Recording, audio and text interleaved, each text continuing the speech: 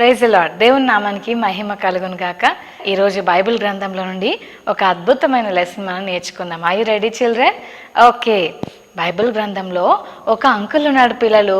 ఆయన చాలా మంచి ఉన్నతమైన ఉద్యోగం చేస్తుండేవాడు. అంటే అంకుల్ గవర్నమెంట్ ఎంప్లాయ్, ట్యాక్స్ కలెక్టర్గా సుంకం వసూలు చేస్తుండేవాడు. మనం నేర్చుకోబోతున్న అంకుల్ పేరు జక్కయ్య. పిల్లలు, ఈ జక్కయ్య అంకుల్ రోమీలకు లేదా రోమా గవర్నమెంట్కి చాలా సపోర్ట్ చేస్తుండేవాడు. దేవుని పిల్లలైన యూదులతో ఆయన కూడా యూదుడై ఉండి యూదులకు సపోర్ట్ చేయాల్సింది రోమా ప్రభుత్వానికి సపోర్ట్ చేస్తుండేవాడు. రోమన్ గవర్నమెంట్ చాలా కష్టపెడుతుండేది పిల్లలు ప్రజల్ని. అలాంటి వాళ్ళందరికీ రోమన్ గవర్నమెంట్కి ఈ అంకుల్ సపోర్ట్ చేస్తుండేవాడు. ఎవరైనా మన ఎనిమీస్కి హెల్ప్ చేస్తుంటే మనకు ఎంత కోపం వస్తుందో కదా. వాళ్ళని ఎట్లయినా సరే, మనల్ని వాళ్ళు ఏమనకపోయినా మనం కటిఫ్ చెప్పిన వాళ్ళతోటి వాళ్ళు దోస్తు చెప్తే మనకు కూడా కటిఫ్ చెప్పాలని అనిపిస్తుంటది కదా పిల్లలు. దేవుని ప్రజలైన యూదులు కూడా అలాగే కోపం వచ్చేది. ఈ రోమా ప్రభుత్వం వాళ్ళు మనల్ని చాలా ఏడిపిస్తుంటే ఆ ప్రభుత్వానికి జక్కయ్య ఎందుకు హెల్ప్ చేస్తున్నాడని చాలా కోపంగా చూస్తుండేవాడు.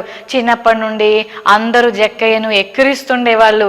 జక్కయ్య పొట్టిగా ఉంటాడని, పొట్టోడా అని ఎక్కిరిస్తుండేవాళ్ళు. పిల్లలు కొంతమందిని నల్లోడని నిక్ నేమ్స్ పెడుతూ ఇష్టం లేకుండా వాళ్ళని ఎగతాళి చేస్తూ హేళన చేస్తుండే పేర్లు కొన్నిసార్లు పెడుతూ ఉంటారు కదా. మరి జక్కయ్యను కూడా అందరూ అలాగే ఆట పట్టిస్తుండేవాళ్ళు.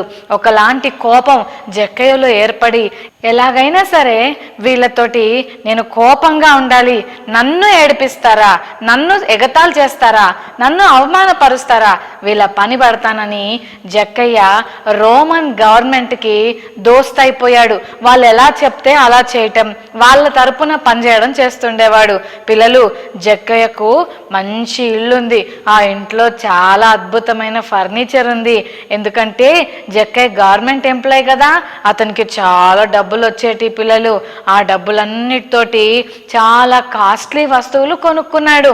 కానీ బాధకరమైన విషయం ఏంటంటే జక్కయ్య వాళ్ళ ఇంటికి ఎవ్వరు వెళ్ళరు. పిల్లలు, మీ ఇంటికి మీ ఫ్రెండ్స్ ఆడుకోవడానికి వస్తారా?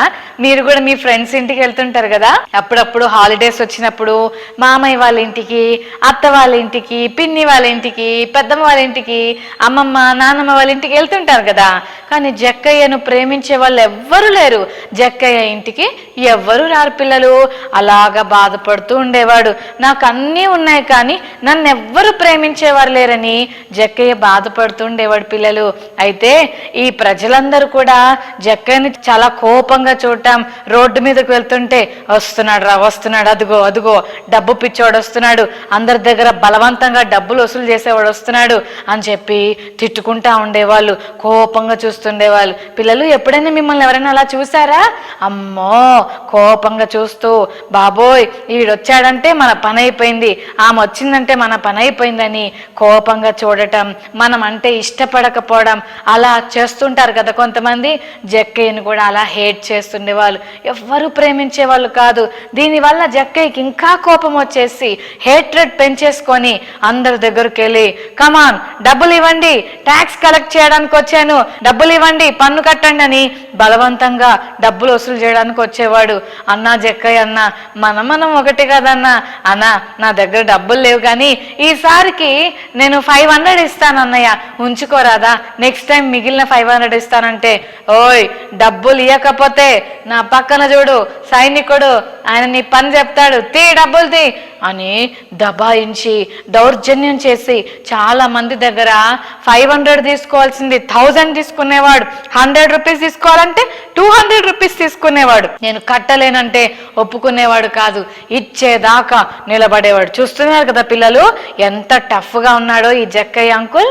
పక్కన రోమా సైనికుడిని పెట్టుకొని ఇచ్చేదాకా అక్కడ నుండి వెళ్లకుండా బలవంతంగా డబ్బులు వసూలు చేస్తుండేవాడు.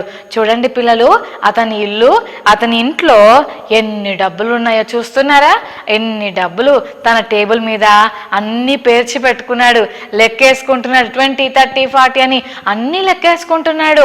ఇంట్లో అన్నీ ఉన్నాయి, భోజనం ఉంది, చికెన్, మటన్, ఫిష్, రొయ్యలు, స్వీట్స్, ఫ్రూట్స్, కావాల్సిన తిండి ఉంది, కావాల్సిన వస్తువులు ఉన్నాయి, కావాల్సిన డబ్బులు ఉన్నాయి. కానీ అన్నిటికంటే ముఖ్యంగా జక్కయ్య అంకుల్కి ఏం లేదు తెలుసా పిల్లలు?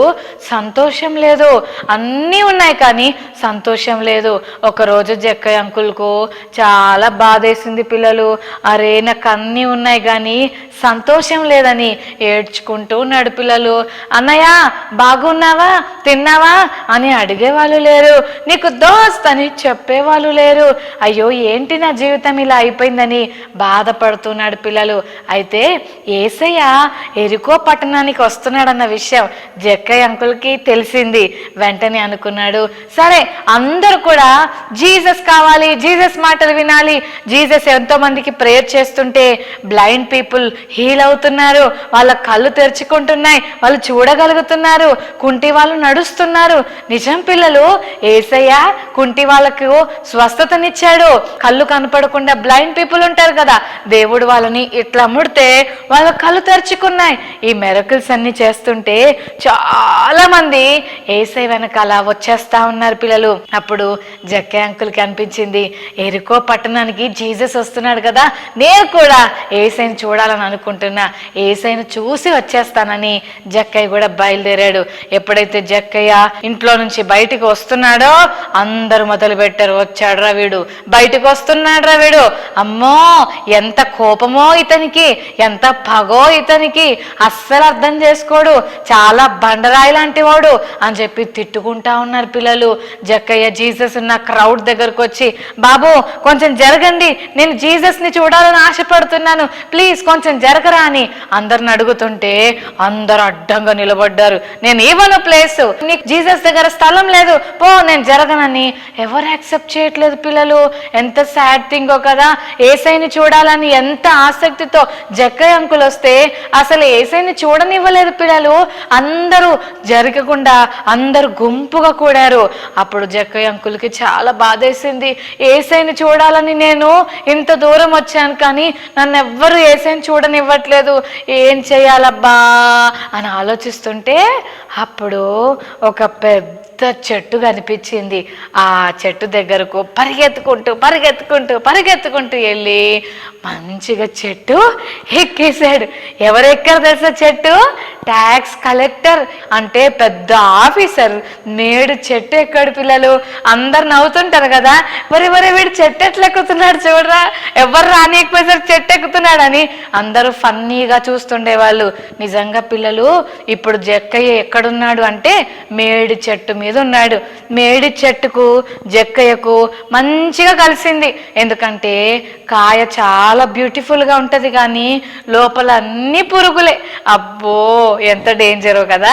జక్కయ్య అంకుల్ లైఫ్ కూడా బయటికి చాలా ధనవంతుడుగా, చాలా రిచ్ పర్సన్ గా కనపడుతున్నాడు కానీ అతని హృదయంలో సంతోషం లేదు, అతనికి ఫ్రెండ్స్ లేరు, అతని హృదయంలో అసలు హ్యాపీనెస్సే లేదు పిల్లలు. అలాంటి బాధతో మేడి చెట్టు ఎక్కి, యేసయ్య నన్ను చూస్తున్నాడా లేదా, యేసయ్య అంటే ఈయన జీసస్ అంటే అని యేసయ్యని చూస్తున్నాడు పిల్లలు. వావ్, యేసయ్య చుట్టూ ఎంతమంది మనుషులు ఉన్నారు కదా, నేను ఇంత పెద్ద ఆఫీసర్నైనా నా పక్కన ఒక్కళ్ళు ఉండటానికి ఇష్టపడరు, నేను ఒంటరిగా బ్రతుకుతున్నానని చాలా బాధతో మేడి చెట్టు మీద నుండి అలా చూస్తున్నాడు పిల్లలు. ఇంతలో ఒక అద్భుతమైన విషయం జరిగింది. ఏంటో తెలుసా? ఇంతవరకు యేసయ్య కోసం పరిగెత్తి పరిగెత్తి మనుషులందరి దగ్గర నెట్టుకుంటూ వెళ్ళి యేసయ్యని చూడాలని ఇంత ప్రయాసపడిన జక్కయ్య అంకుల్కు ఒక గుడ్ న్యూస్ ఏంటంటే యేసయ్య జక్కయ్య అంకుల్ సైడే వస్తున్నాడు. అబ్బా, యేసయ్య దగ్గరకు వచ్చేస్తున్నాడు, నాకు బాగా కనబడుతున్నాడు యేసయ్య అని ఇంకా అలాగే చూస్తున్నాడు పిల్లలు. ఆశ్చర్యకరమైన విషయం ఏంటంటే యేసయ్య నేరుగా జక్కయ్య అంకుల్ ఏ చెట్టు ఎక్కాడో అక్కడికి వచ్చాడు. అబ్బా, ఈ చెట్టు కింద ఉన్నాడు యేసయ్య అని ఎంత సంతోషపడతా ఉంటే యేసయ్య పైకి ఇలా చూసి, జక్కయ్య దిగిరా అన్నాడు. నా పేరు యేసయ్యకి ఎట్లా తెలుసు? చాలా ఆశ్చర్యపోయాడు పిల్లలు. నిజమే కదా, నా పేరు తెలియని ప్రజల మధ్యలోకి ఎక్కడికో రోడ్డు మీద వెళ్తా ఉంటే హాయ్ నాన్న అని నీ పేరు పెట్టారనుకో, ఎవరైనా నేను సడన్గా నీ పేరు పెట్టి పిలిస్తే అంకుల్ మీకు నా పేరు ఎట్లా తెలుసు అంకుల్ అంటారు కదా. అట్లాగే యేసయ్య జక్కయ్యని జక్కయ్య అని పిలవంగానే జక్కయ్య షాక్ అయిపోయాడు పిల్లలు. కానీ మీకు విషయం తెలుసా, యేసయ్యకు నీ పేరు తెలుసు, నీ జీవితం తెలుసు, నువ్వేం చేస్తున్నావో తెలుసు, నువ్వు ఎలాంటి వ్యక్తివో యేసయ్యకు కంప్లీట్గా తెలుసు.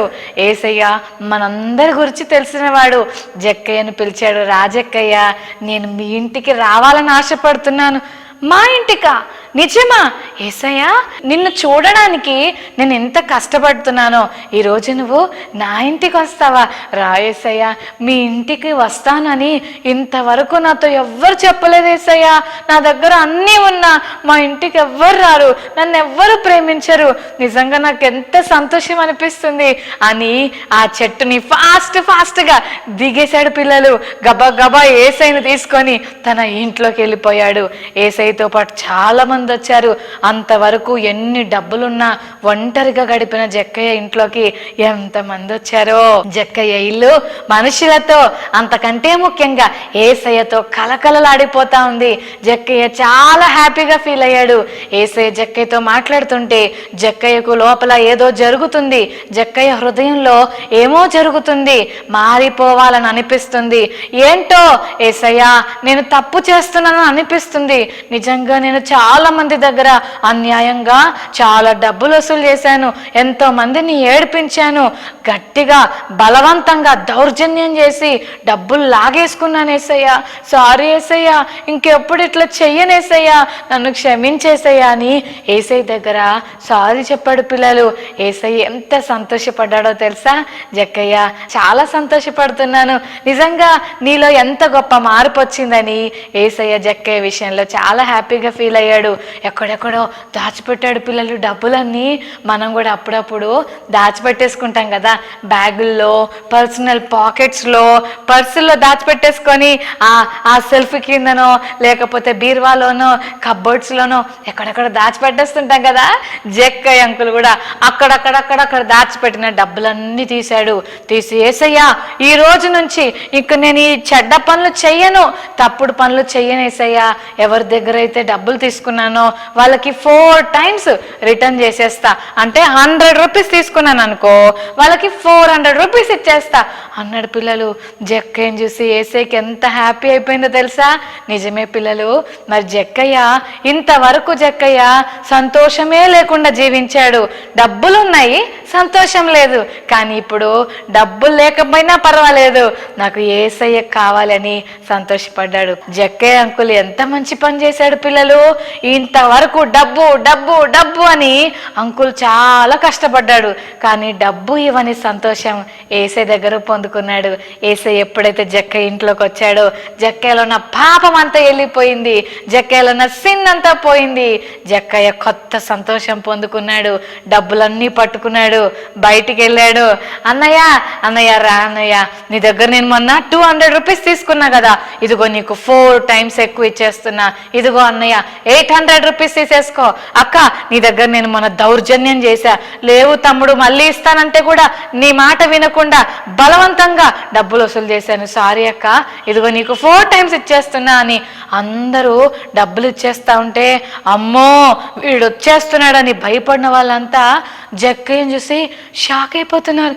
అరే జక్కయ్యేనా ఇంత బాగా మారిపోయాడు, ఎంత గ్రేట్ కదా అని అందరూ షాక్ అయిపోయారు. అందరూ అడుగుతున్నారు, వాట్ హ్యాపెండ్ జక్కయ్య, నీకేమైంది? అందరినీ ఓయ్ ఇస్తావా లేదని బలవంతం చేశావు, ఇప్పుడు ఏంటి ఇలా మారిపోయావు అని అందరూ అడుగుతుంటే జక్కయ్య అన్నాడు, యేసయ్య నా ఇంట్లోకి వచ్చాడు, యేసయ్య మా ఇంటికి వచ్చాడు, యేసయ్య మాట్లాడుతుంటే నా జీవితం మారిపోయింది, నాకు పాపం మీద అసహ్యం వేసింది, ఇంకా నేను సిన్ చెయ్యను, యేసయ్యకి ఇష్టం లేని పని చేయనని స్ట్రాంగ్ డెసిషన్ తీసుకున్నాను. యేసయ్య నా ఇంట్లోకి వచ్చాడు, యేసయ్యకు నా హృదయంలో చోటు ఇచ్చాను, యేసయ్య నా హృదయంలో పుట్టాడు, అందుకే ప్రతి పాపాన్ని విడిచిపెట్టాను. I'm very very very very happy now అని ఎంతో సంతోషాన్ని వ్యక్తం చేశాడు.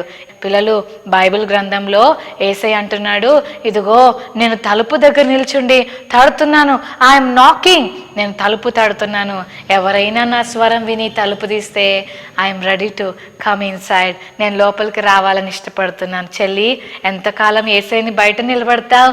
తమ్ముడు, యేసయ్యని ఎంతకాలం బయట నిలబడతావు? రా యేసయ్య అని పిలుస్తావా?